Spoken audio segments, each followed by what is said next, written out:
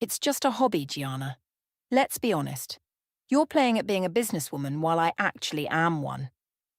Those were Reggie's last words to me as he walked out our front door, designer luggage in hand, leaving me standing in my living room on a rainy Tuesday evening.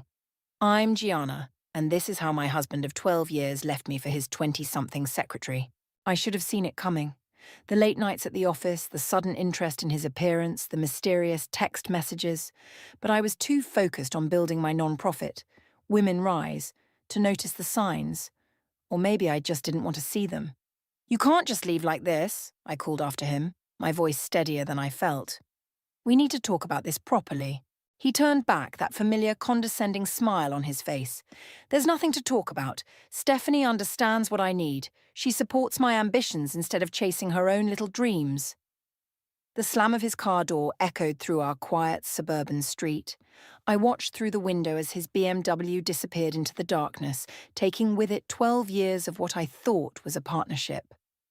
My phone buzzed. It was my sister, Jacqueline. "Hey, you okay? Kinley just called me about Reggie."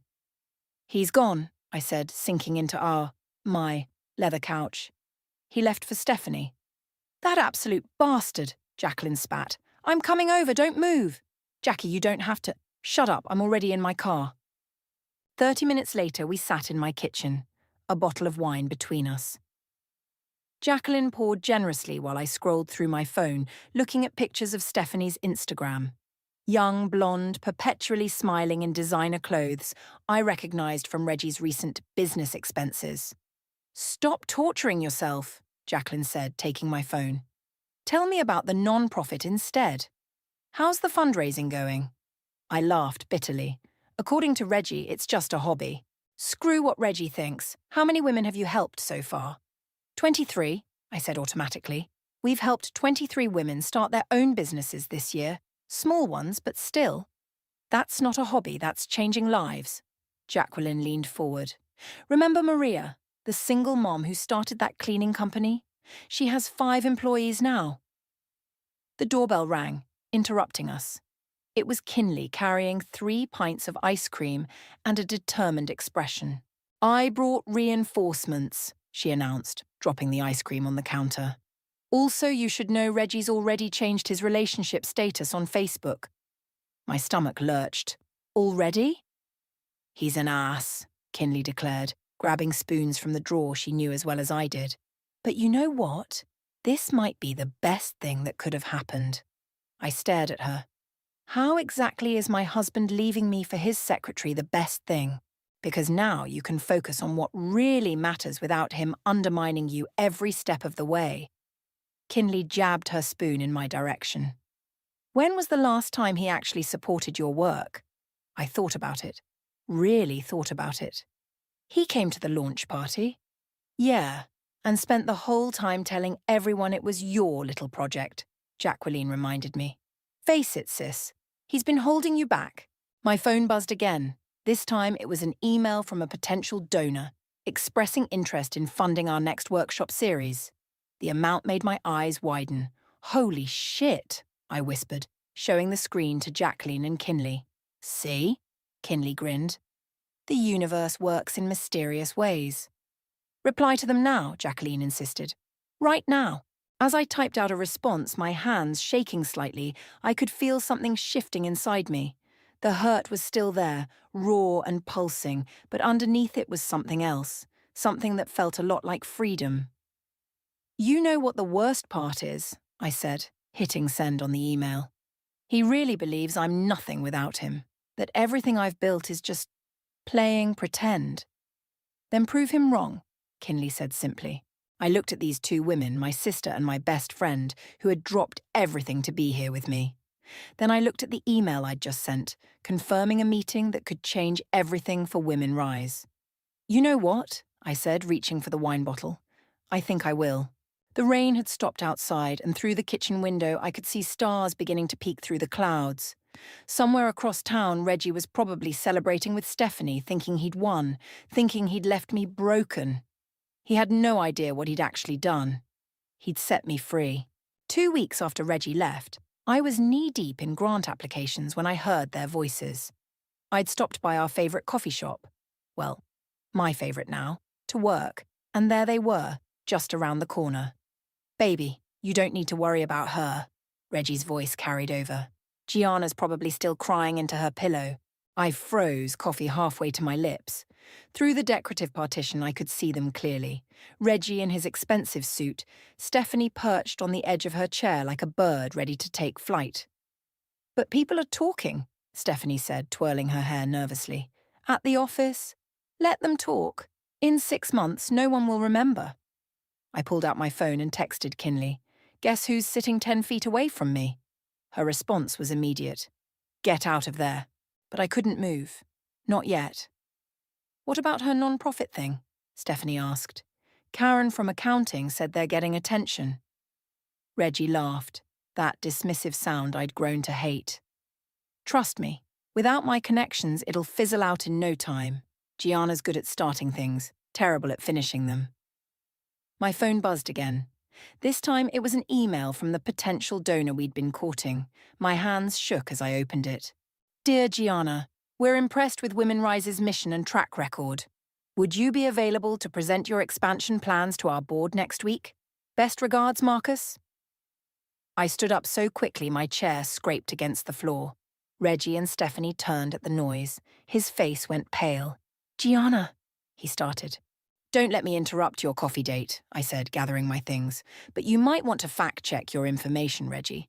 Women Rise just landed its biggest opportunity yet, without any of your connections.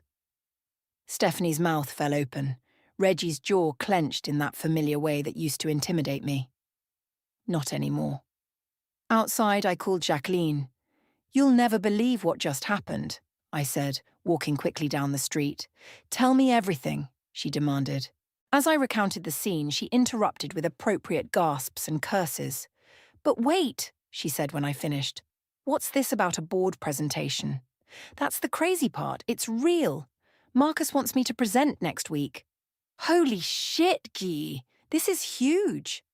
And I'm terrified, I admitted, stopping at a crosswalk. What if Reggie's right? What if I can't finish what I started? Get your ass to my house right now, Jacqueline commanded. We're planning this presentation until it's perfect. 3 hours later, I sat surrounded by notes and empty coffee cups in Jacqueline's home office. Kinley had joined us, bringing her marketing expertise and a box of donuts. So when you talk about the impact, Kinley said, pointing to my draft, lead with Maria's story. People connect with individuals more than statistics. And mention the waiting list, Jacqueline added. Shows there's demand. My phone lit up with a text from an unknown number. It was Stephanie. I'm sorry about today. I didn't know you were there. Can we talk? I showed the message to Kinley and Jacqueline.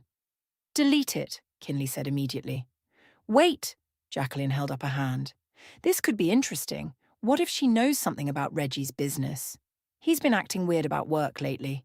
I thought about Stephanie's nervous expression in the coffee shop, the way she'd mentioned people talking at the office. I'll think about it, I said, putting the phone away. Right now, this presentation is more important. We worked until midnight, refining every slide, practicing every point. As I drove home, exhausted but excited, I thought about how different this felt from my marriage.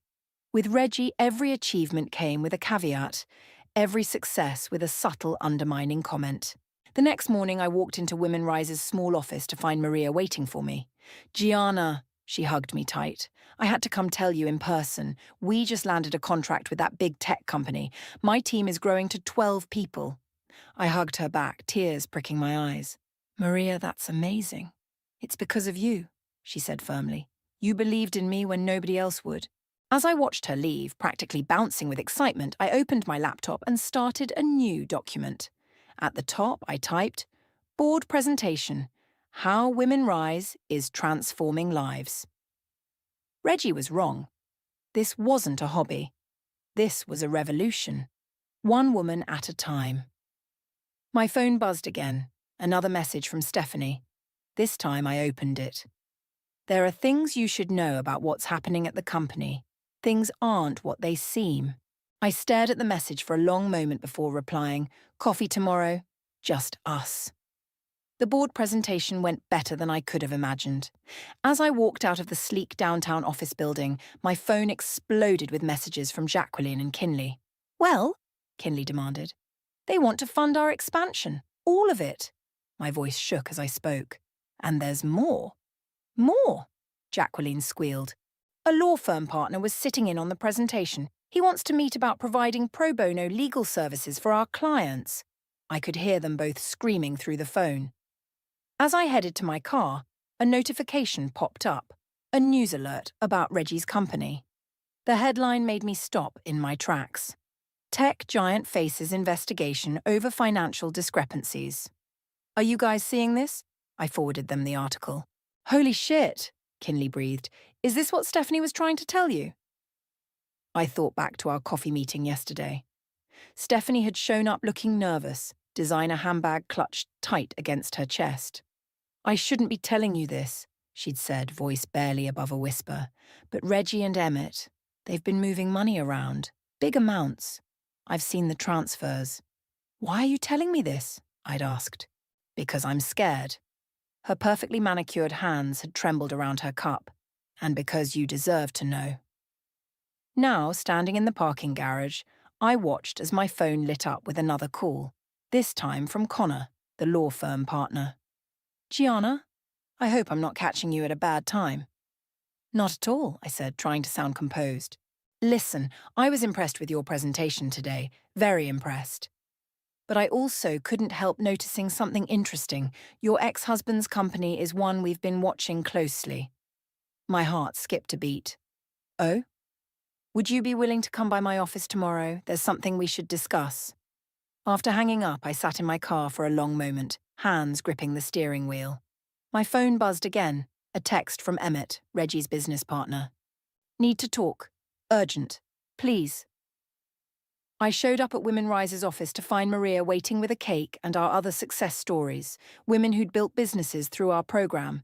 They'd heard about the funding. "Speech," someone called out. I looked at their faces, saw the hope and determination there. This isn't just about money. It's about proving that when women support each other, incredible things happen. "Amen," Maria shouted, and everyone laughed. Later that evening, as I was leaving, Kinley rushed in. "Have you seen the latest?" She thrust her phone at me.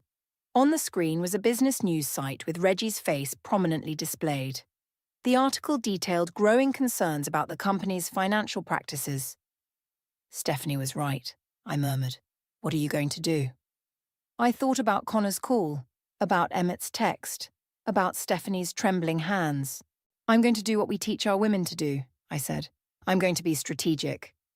The next morning I walked into Connor's law firm wearing my best suit and carrying a folder full of documents Stephanie had quietly shared with me.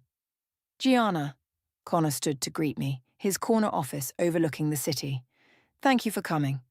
"Before we start," I said, placing the folder on his desk, "I should show you these." His eyebrows rose as he flipped through the pages. "Where did you get these?" "Let's just say not everyone at my ex-husband's company is comfortable with their practices."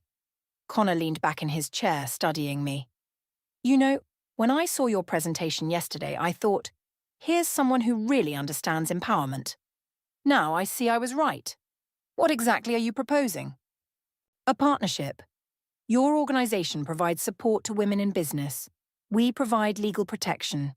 And maybe," he tapped the folder, "we work together to ensure certain business practices come to light." As I left his office an hour later, I got another text from Emmett. "Please, things are falling apart. Need your help." I typed back, "Okay, tomorrow, 10 a.m. That night, I couldn't sleep. I sat on my balcony thinking about karma, about justice, about the fine line between revenge and doing what's right. My phone lit up with a text from Stephanie. "He knows I told you. He's furious." "What do I do?" I replied immediately. "Come to my office first thing tomorrow. I think I have a solution." The pieces were falling into place, but not in the way I'd expected. This wasn't about getting back at Reggie anymore. It was about something bigger, about standing up for what's right, about helping others find their strength. Tomorrow would change everything. And this time, I was ready. Stephanie arrived at my office at 8 a.m. sharp, mascara smeared from crying. "He threw a glass at the wall last night," she said, dropping into a chair. "I've never seen him like this." Before I could respond, my assistant poked her head in. "Emmett's here. I know he's early, but send him in." Emmett burst through the door, his usually impeccable appearance dishevelled. He stopped short when he saw Stephanie. "What is she doing here?" "Sitting down," I said firmly. "And you're going to do the same." He collapsed into the other chair, running his hands through his hair. "Gianna, everything's falling apart. The auditors are coming tomorrow and you're worried they'll find the offshore accounts?" Stephanie's voice was quiet but steady. Emmett's head snapped up. "How did you—" "I'm a secretary, not stupid," she said. "I see everything that crosses Reggie's desk." I pulled out the folder Connor had helped me prepare. "Here's what's going to happen. You're both going to tell me everything, and then we're going to fix this the right way." "There is no right way," Emmett exploded. "We're talking about millions in misappropriated funds. Reggie's been cooking the books since last year," Stephanie finished. "I have copies of everything." I leaned forward. "Why didn't you come forward sooner?" "Because I loved him," Stephanie whispered. "Or I thought I did. Now I realize I was just another thing he was using." My phone buzzed. Connor was calling. "Excuse me, I need to take this."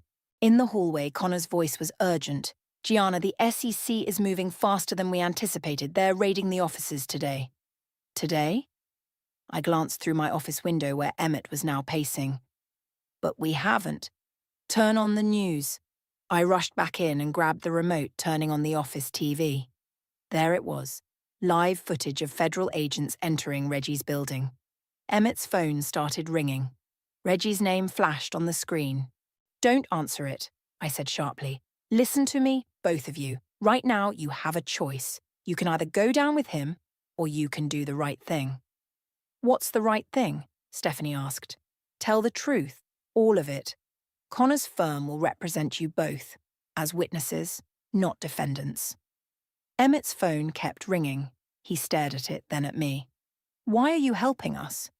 "Because unlike Reggie, I believe in second chances." I handed them each Connor's card. "Call him. Now." As they made their calls, Jacqueline burst in. "Have you seen the news?" "Yeah." She hugged me tight. "Are you okay?" "I'm better than okay," I realized. "I'm finally seeing clearly." My phone buzzed again, a text from Reggie. "What have you done?" Before I could respond, another message came through. This one from Connor. "Check your email. Urgent."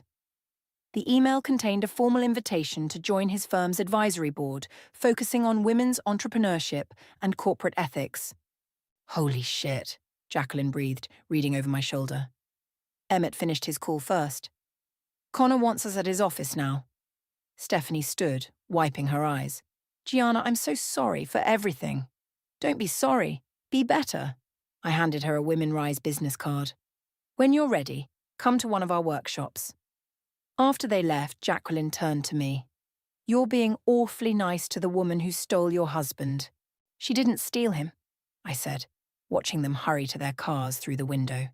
"She just borrowed him long enough to learn the same lesson I did." My phone lit up again, Reggie calling this time. I answered and put it on speaker. "You vindictive bitch," he snarled. "You planned this whole thing." "No, Reggie, you did this to yourself. I just decided not to protect you anymore." "You'll regret this." "The only thing I regret," I cut him off, "is not seeing you for what you were sooner. Goodbye, Reggie." I hung up as Kinley rushed in. "The news is everywhere. And guess what? 3 more corporate sponsors just called about partnering with Women Rise." "Of course they did," Jacqueline laughed. "Nothing attracts success like success." My computer pinged with another email from Connor. "Board meeting tomorrow at 9. We're announcing your appointment. Wear something camera ready." I looked around my office, at the vision board covered in our success stories, at the friends who'd supported me, at the future suddenly spreading out bright and clear before me. "You know what?" I said. "I think it's time for lunch. Something expensive, with champagne." "Now you're talking," Kinley grinned. As we headed out, my phone buzzed one last time. A message from Maria. Just saw the news. You taught us to stand up for ourselves. Looks like you took your own advice. Proud of you. I smiled, slipping my phone away. Sometimes the best revenge isn't revenge at all, it's simply living well and doing right. The media storm hit faster than anyone expected. I was in Connor's office reviewing documents for my board appointment when his assistant rushed in. You need to see this, she said, turning on the wall-mounted TV. There was Reggie, looking haggard in an expensive suit, standing outside the federal building. Reporters swarmed around him like sharks.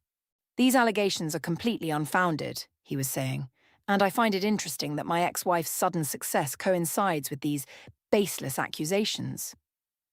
Connor muted the TV. He's trying to drag you into this. Let him try, I said, but my hands were shaking as I checked my phone. Already my inbox was flooding with media requests.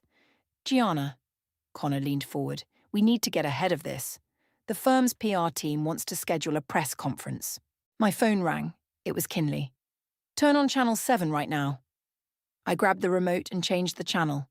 There was Stephanie, looking poised and professional, speaking to a reporter. And that's why I've decided to cooperate fully with the investigation. The women who trusted this company deserve the truth. Did you know she was doing this? Connor asked. No, but... I smiled. I'm proud of her. The day became a blur of meetings and phone calls. By afternoon, I was back at Women Rise's office when Maria burst in. You won't believe who just called. That big tech company that contracted us.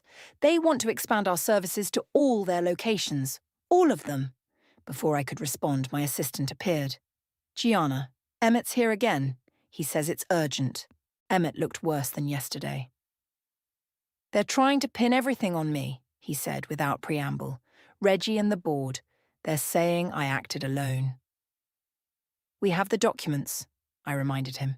Stephanie's testimony. They're saying she's lying to protect Reggie. He slumped in the chair. I should have known he'd do this. My phone buzzed. A text from Connor. Turn on CNBC now. The headline scrolling across the screen made my heart stop. Tech giant board seeks emergency meeting with Women Rise founder. What the hell? Emmett stared at the screen. My phone rang again. This time it was Jacqueline. Did you see? They're desperate. They want you to help save their reputation. I looked at Emmett, then at the TV, then at Maria, who was still beaming about her contract expansion. An idea started forming. Tell Connor I need to see him immediately, I told my assistant. Then to Emmett. Don't talk to anyone else. Not yet. An hour later, I sat in Connor's office with his PR team. It's risky, the PR director said, but it could work. More than work, Connor added. It could change everything. My phone lit up with a text from Stephanie. They're offering me money to recant my statement. A lot of money. I showed Connor the message. Perfect timing, he said. Are you ready for this? Ready for what? I asked. To become the face of corporate ethics reform. He handed me a press release draft. We're not just fighting Reggie anymore. We're changing the whole game. Back at my office, I found Kinley waiting with takeout. Eat, she commanded. You look like you haven't all day. Have you seen the latest? I asked, grabbing a container. About the board wanting to meet? Everyone's seen it. What are you going to do? Before I could answer, my assistant appeared again. Sorry to interrupt, but... Reggie's downstairs. Kinley stood up. Want me to call security? No, I said, straightening my jacket. Send him up. Reggie looked nothing like the polished executive who'd left me months ago. His eyes were bloodshot, his tie askew. You have to help me, he said as soon as he walked in. The board? They're going to... Going to what? Tell the truth? You don't understand. Everything I built, everything you stole, I corrected, everything you lied about. I made you, he snarled, suddenly angry. You were nothing before me. That's where you're wrong, I said calmly. I was always something. You just couldn't see it. My phone buzzed. Another text from Connor. Board meeting scheduled for tomorrow, 9 a.m. Ready to make history. I looked at Reggie, this man I'd once loved, now reduced to desperate schemes and empty threats. Security will show you out, I said, pressing the intercom. And Reggie, don't come back. As he was led away, Kinley hugged me. You okay? Better than okay. I picked up my phone to text Connor back. Ready. Let's change the world. Tomorrow would be big, but for the first time in my life, I felt completely prepared for whatever came next. The boardroom was exactly as intimidating as I'd imagined, all mahogany and leather, with floor-to-ceiling windows overlooking the city. 12 pairs of eyes watched me as I took my seat, Connor beside me. Ms. Gardner, the board chairman began, we appreciate you meeting with us during this difficult time. Difficult is an interesting choice of words, I replied, keeping my voice steady. I'd go with fraudulent. A murmur rippled through the room. Connor subtly nodded his approval. We're prepared to offer Women Rise a substantial grant, another board member cut in exchange for your discretion. I opened my laptop. Before we continue, I'd like to show you something. The presentation screen lit up with faces, dozens of them. Women of all ages, backgrounds, stories. These are our success stories, I said. Women who rebuilt their lives after people like you tried to silence them. Ms. Gardner, the chairman interrupted, we're not here to discuss. Maria, I continued, clicking to her photo.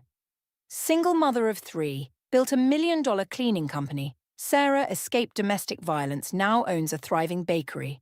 Rebecca, enough! A red-faced board member slammed his hand on the table. This is blackmail. No, I said calmly. This is accountability. My phone buzzed. A message from Jacqueline. It's done. Check your email. I smiled.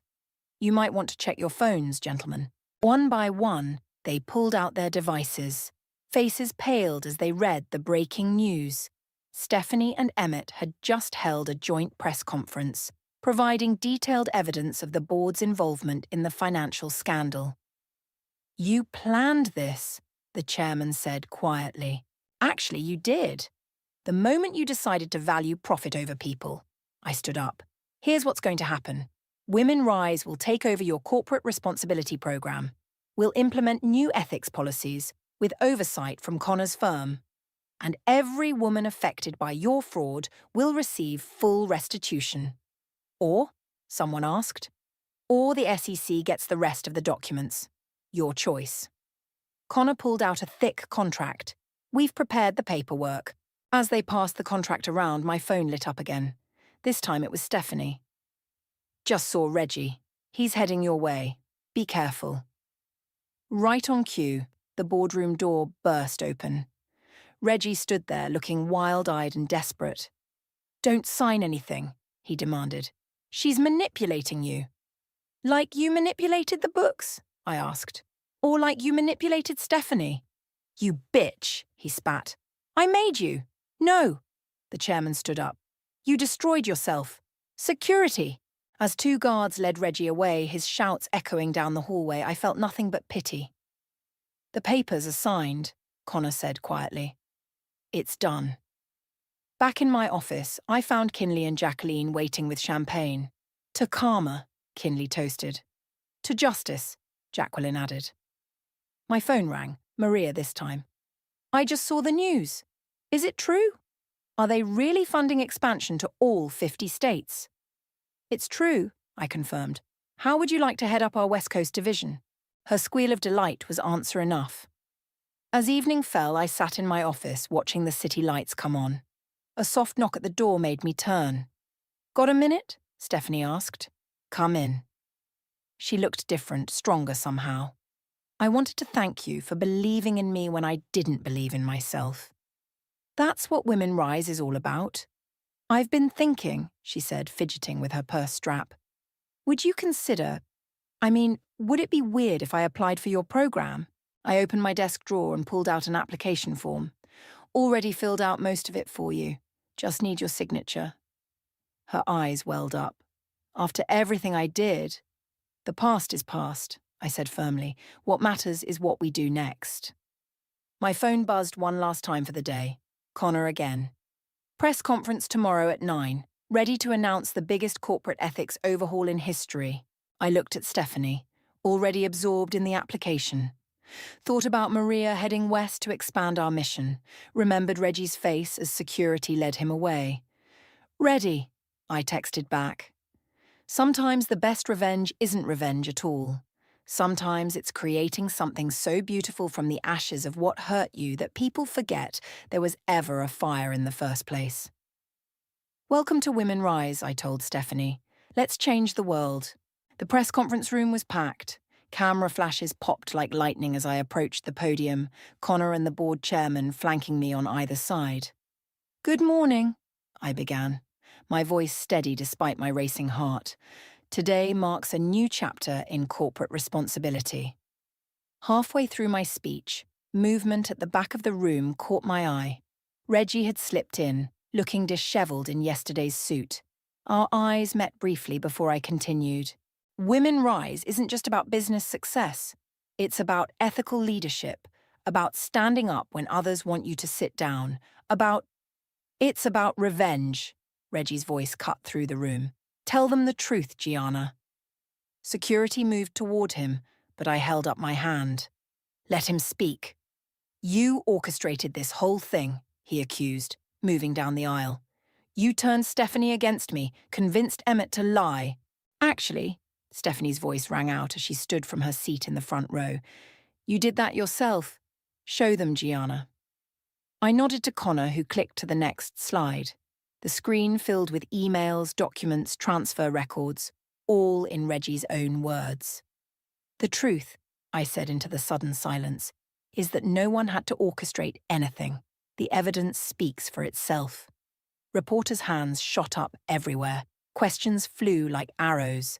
Mr. Patterson, how do you respond to these allegations? Ms. Gardner, what's next for Women Rise? Is it true about the 50-state expansion? I raised my hands for quiet. Today isn't about allegations or accusations. It's about transformation, about taking something broken and making it better. Maria stood up next. I can speak to that transformation.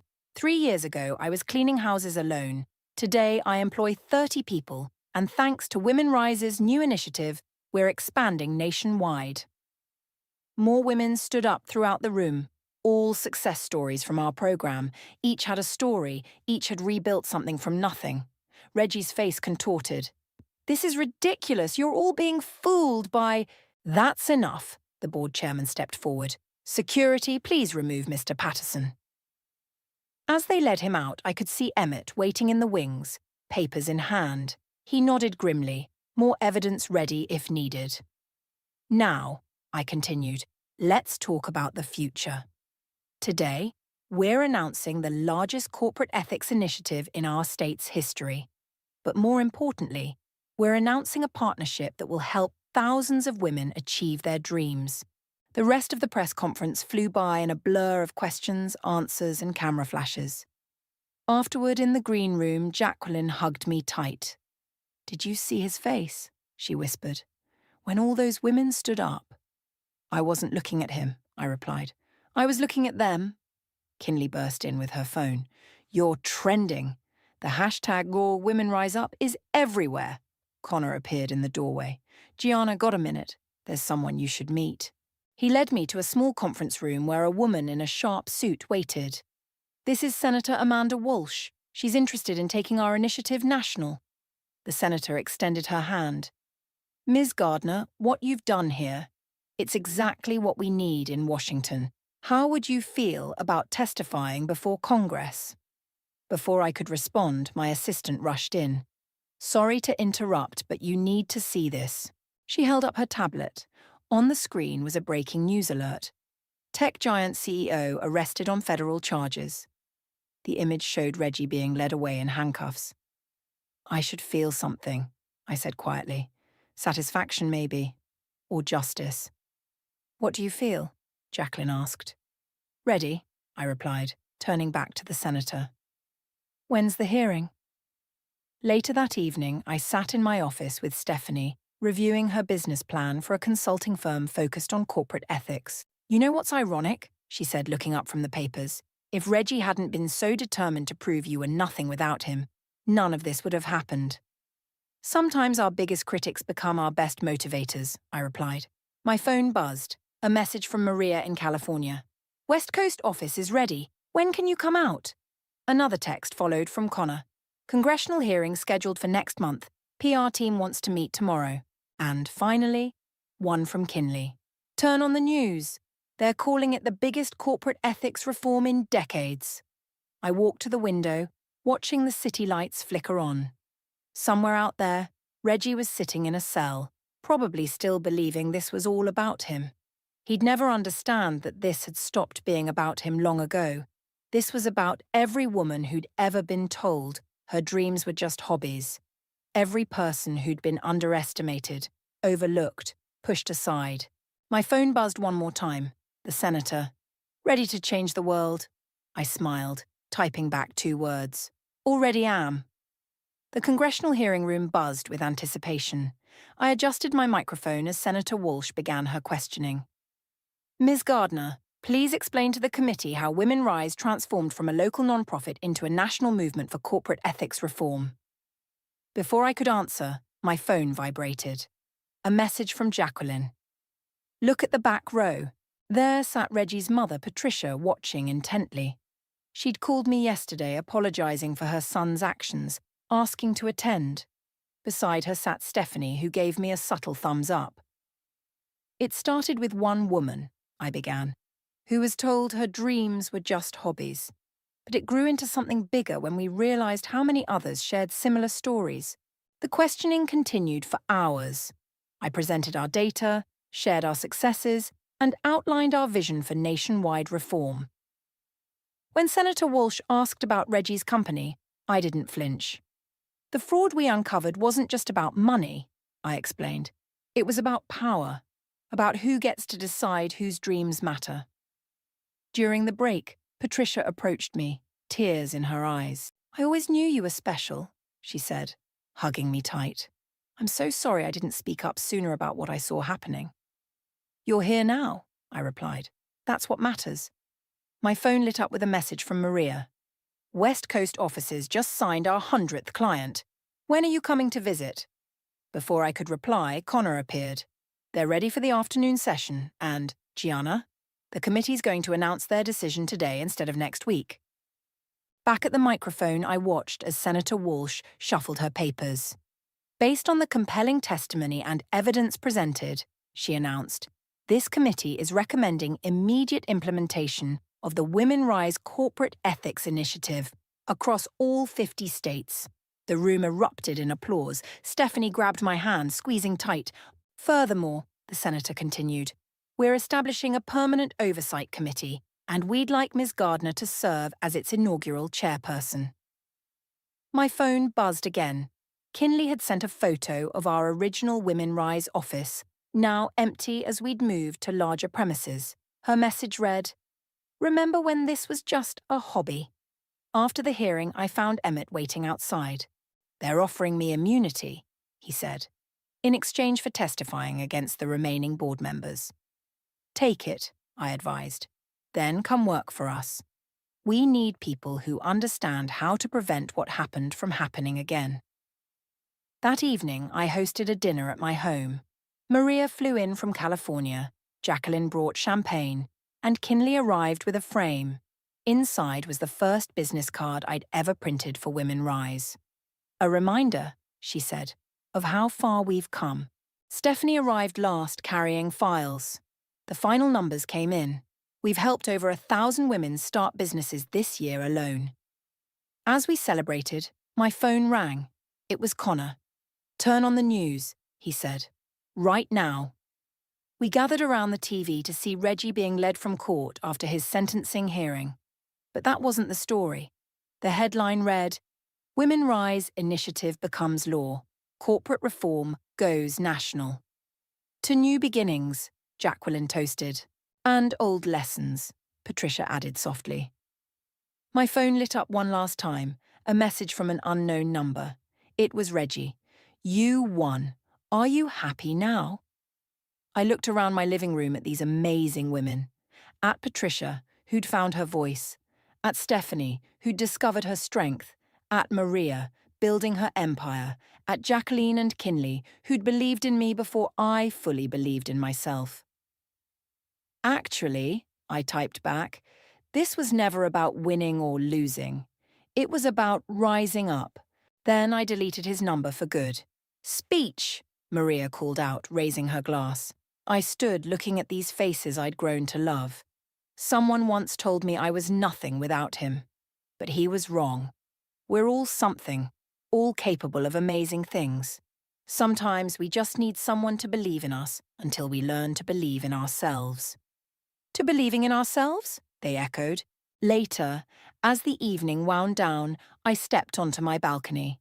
The city lights sparkled below, each one perhaps representing another woman with dreams waiting to rise. My phone buzzed with a final message. Senator Walsh. Ready to start changing more lives tomorrow. I smiled, thinking of all the women out there waiting for their chance to rise, thinking of how what started as one person's hobby had transformed into a movement. Tomorrow, I typed back, why wait? The work continues tonight. Because that's the thing about rising. Once you start, you never really stop.